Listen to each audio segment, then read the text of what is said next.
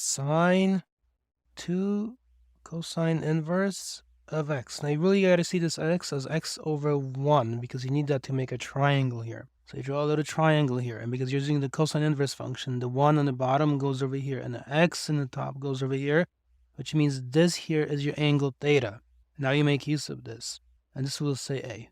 All right, so since this part right here, that's equal to theta, that angle, you get sine of 2 theta, but there's an identity for sine of 2 theta that says this is equivalent to 2 sine theta cosine theta.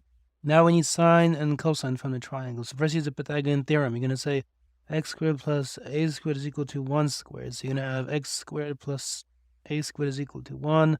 You got to solve for a, our unknown quantity here. So a is equal to, so you subtract this and you take the root. So you have 1 minus x squared. When I go back over here, it's 2 sine. Well, sine is a over 1, but a is this part. So you end up therefore with 1 minus x squared over 1 cosine. Cosine is x over 1. So times x over 1, but everybody writes this as 2x, and then 1 minus x squared. Leave a like if it's helpful.